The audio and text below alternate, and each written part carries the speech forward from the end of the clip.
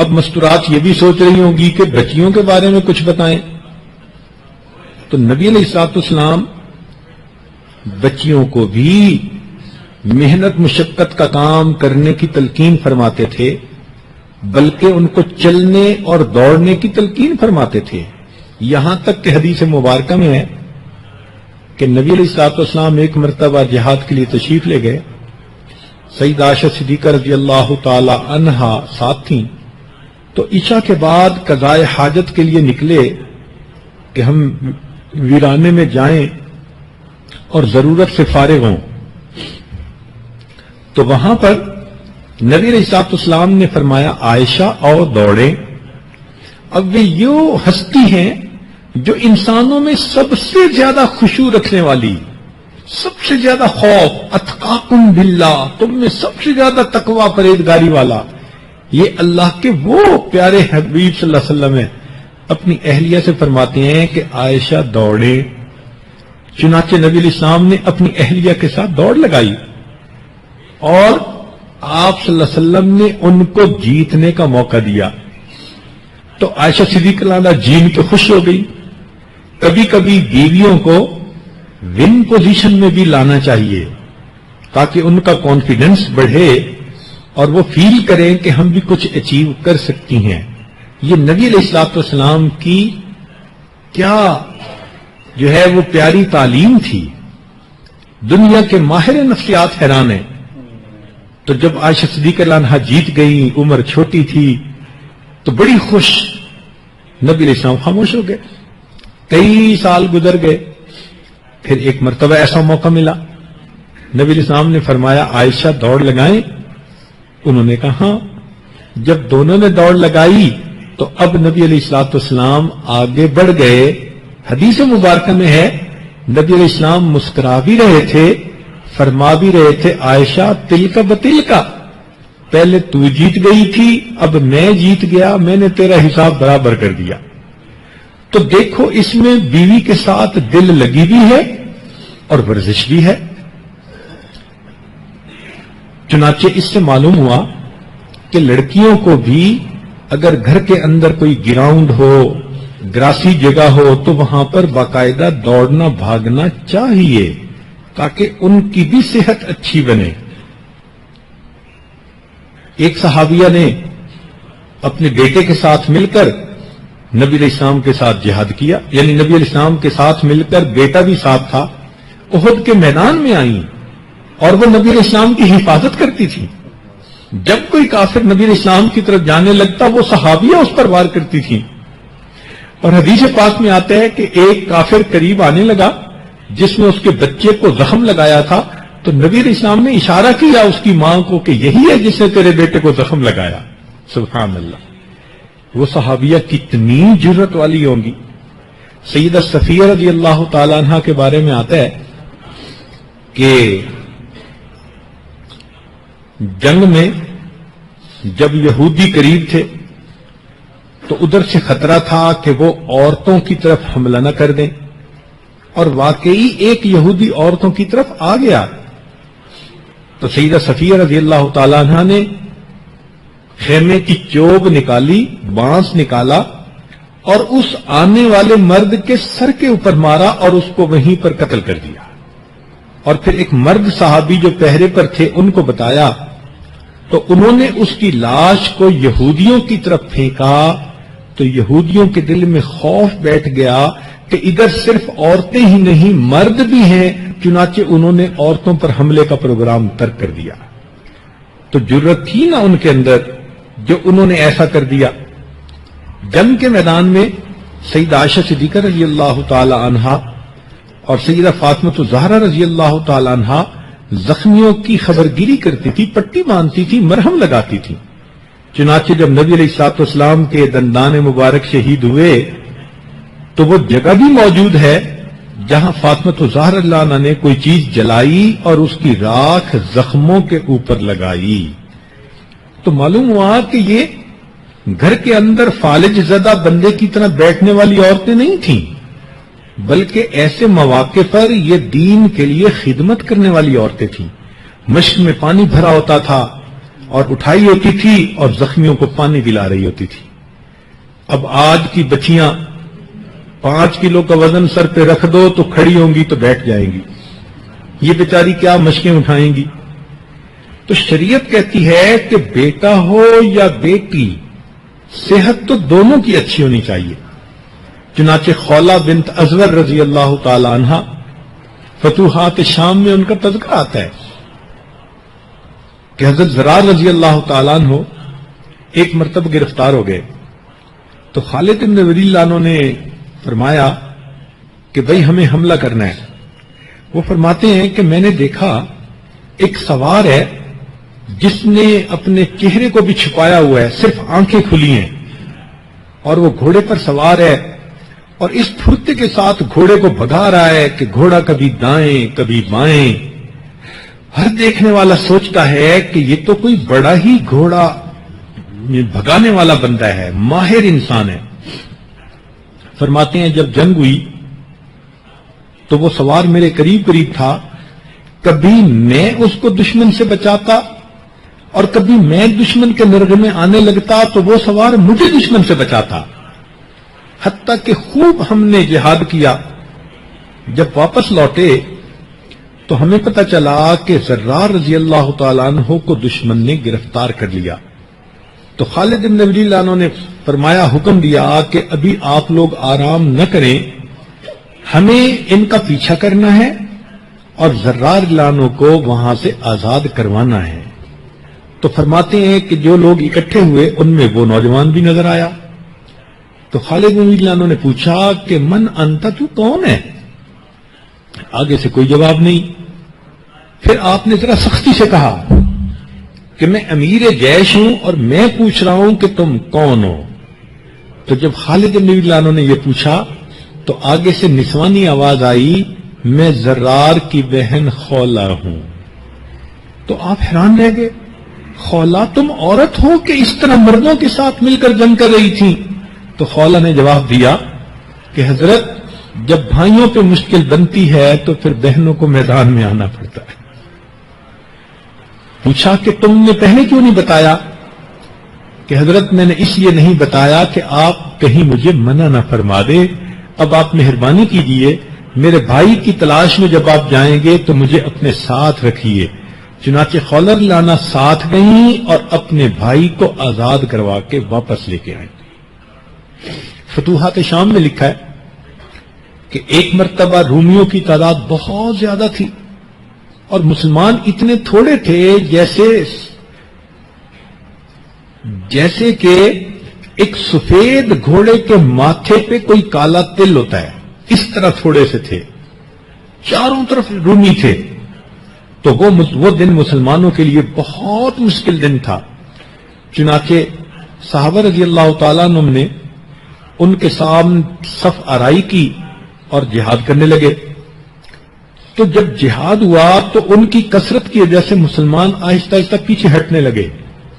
تو جب پیچھے ہٹنے لگے تو مسلمان عورتوں کے بارے میں آتا ہے کہ وہ اپنے خیموں میں تھی، انہوں نے دیکھا کہ مسلمان پیچھے ہٹ رہے ہیں تو انہوں نے اپنے خیموں سے ڈنڈے اٹھائے اور مسلمانوں کے پیچھے لائن بنا کر کھڑی ہو گئیں اور اپنے خامدوں کو یہ کہا کہ اگر تم ہٹ کے پیچھے آؤ گے ہم ڈنڈوں سے تمہاری خبر لیں گی.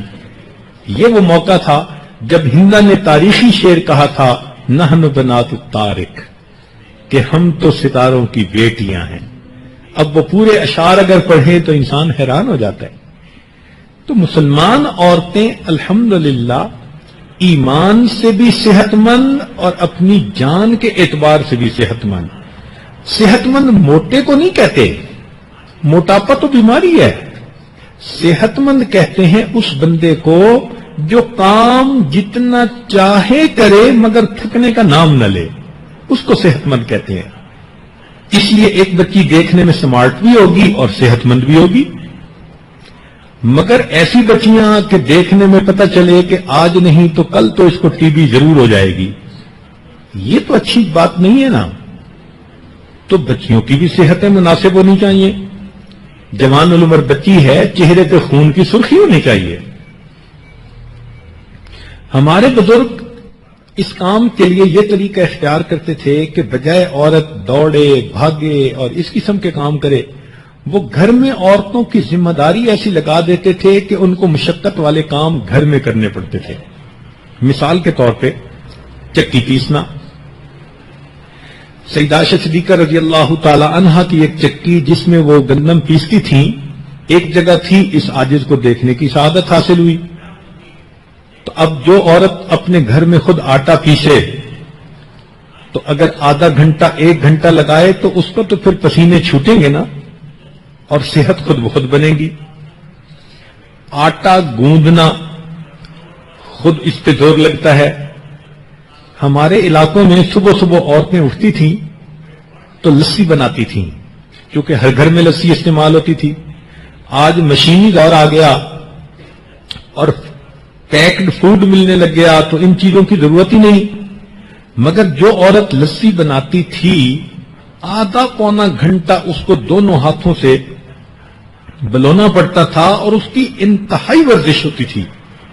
یہ آج بچپن میں اپنی والدہ کو دیکھتا تھا کہ وہ روزانہ صبح اٹھ کے لسی بناتی تھیں اور واقعی ان کو پسینہ آیا ہوا ہوتا تھا جب وہ مکمل کرتی تھیں اپنا کام۔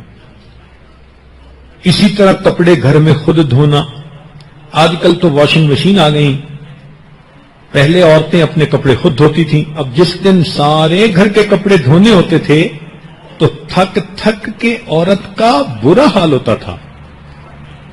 پھر گھر کی صفائی کرنا، جھاڑو دینا اور اس قسم کی صفائی باقی کرنا، یہ بھی عورت کی مشقت ہوتی تھی۔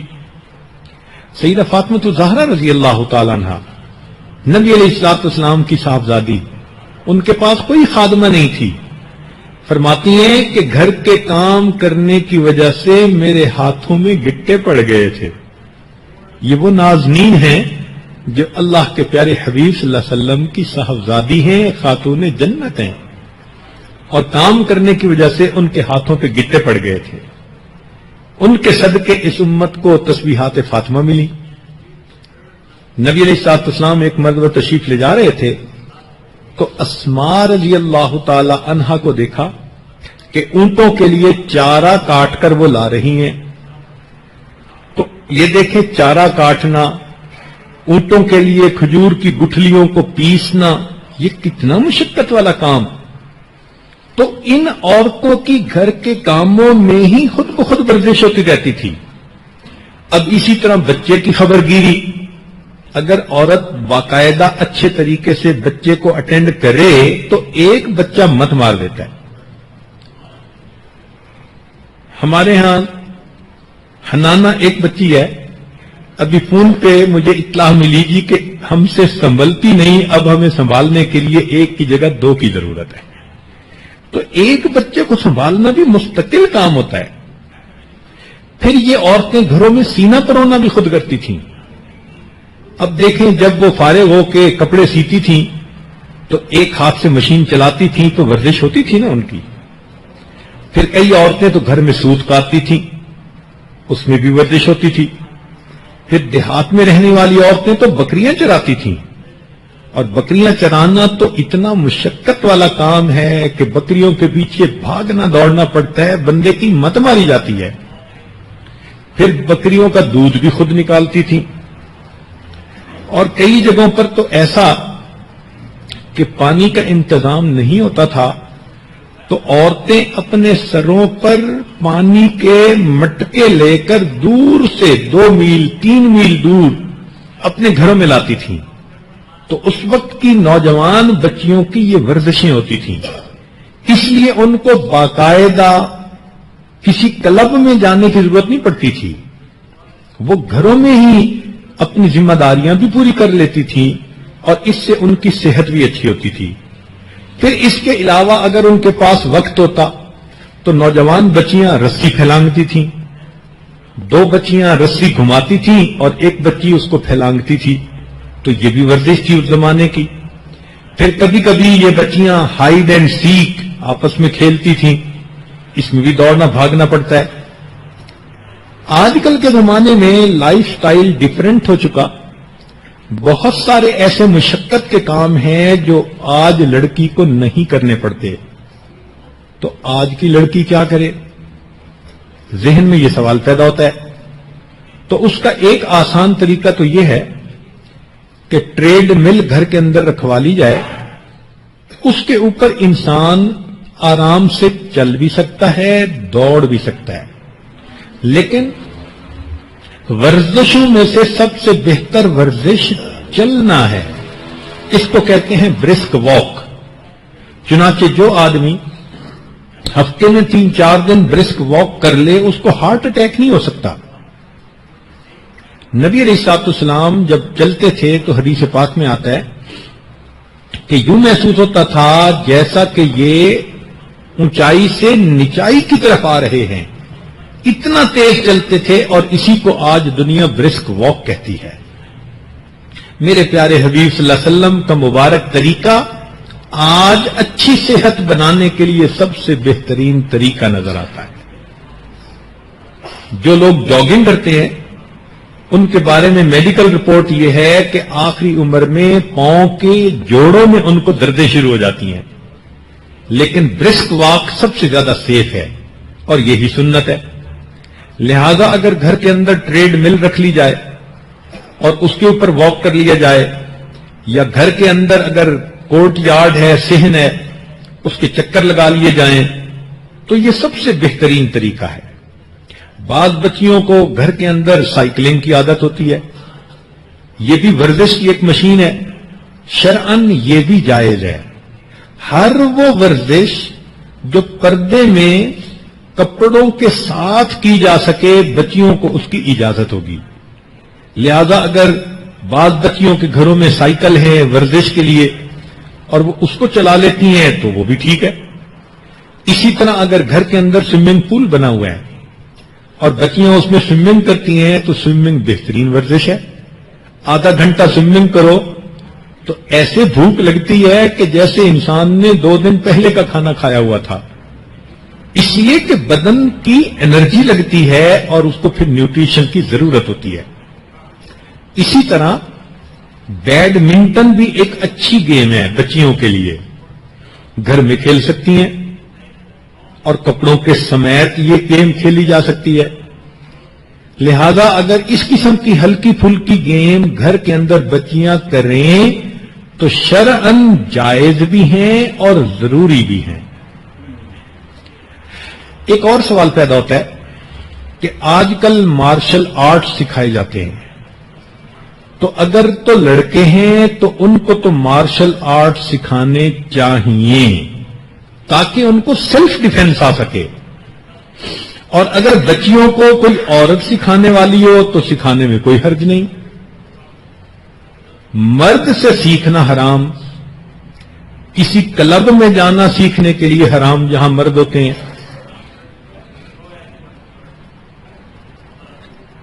آج کل بچے فزیکل کھیل کھیلنے کی بجائے کمپیوٹر گیمز کو بہت پسند کرتے ہیں. یہ وقت گزاری کے لیے تو ایک اچھا طریقہ ہے, مگر اس کا انسان کی صحت کو کوئی فائدہ نہیں ہوتا.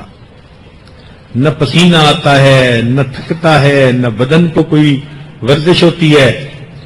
تو کمپیوٹر گیمز بس وقت گزاری کا ایک طریقہ ہے. تاہم یہ کمپیوٹر گیمز پھر بھی ٹی وی کی نسبت زیادہ بہتر ہیں. بعض عورتیں ٹی وی پہ کارٹون لگا کے دے دیتی ہیں بچوں کو, تو ایک بچپن میں تو وہ کارٹون دیکھتے ہیں اور بڑے ہو کر پھر اسی ٹی وی کے عادی ہو جاتے ہیں تو پتہ نہیں کیا کیا دیکھتے ہیں. اس لیے گھر کے اندر ٹی وی کی بجائے اگر کمپیوٹر ہو اور بچوں کو گیمز خود لگا کر دیں, ان گیمز کو ماں باپ خود پرچیز کریں, سینسر کریں, تو یہ چیز بھی ایک اچھی ہے. چونکہ فارغ رہ کر بچے بور ہوتے ہیں, پریشان ہوتے ہیں, تو ان کو وقت گزاری کا ایک اچھا طریقہ مل سکتا ہے. آج کل ایک اور مصیبت آ گئی ہے, اس کا نام ہے واک مین. چنانچہ ورزش کرتے ہوئے چلتے ہوئے لوگوں نے کان میں لگایا ہوا ہوتا ہے, اور اکثر و بیشتر دیکھا ہے کہ اس میں میوزک ہی چل رہی ہوتی ہے. تو ہو سکتا ہے کہ بچی شروع میں کہے گی میں نعت سنوں گی, میں فلاں سنوں گی, مگر ڈھاک کے 3 پات آخر پہ نتیجہ وہی گانوں پہ آ کے نکلتا ہے. اس لیے اس مصیبت سے اپنے بچوں کو بچانا چاہیے. پہلے وقتوں میں بچے جب گھر کے سارے کام کر لیتے تھے تو رات سونے سے پہلے کبھی والد کے پاؤں دباتے تھے، کبھی والدہ کا سر دباتے تھے. یہ بھی ایک ورزش ہوتی تھی. آج کل کے بچوں کو یہ توفیق بہت کم ہے. کون خوش نصیب بچی ہے جو اپنے ماں کے پاؤں دبائے؟ کون خوش نصیب بیٹا ہے جو اپنے باپ کے پاؤں دبائے؟ تاہم یہ وہ طریقے ہیں جو اسلامی بھی ہیں اور ان کے ذریعے سے بچے کی صحت بھی اچھی رہ سکتی ہے. تو ماں باپ کو چاہیے کہ وہ بچوں کو ان میں سے جو بھی ممکن ہو وہ طریقے سکھائیں تاکہ بچوں کی صحت اچھی بنے.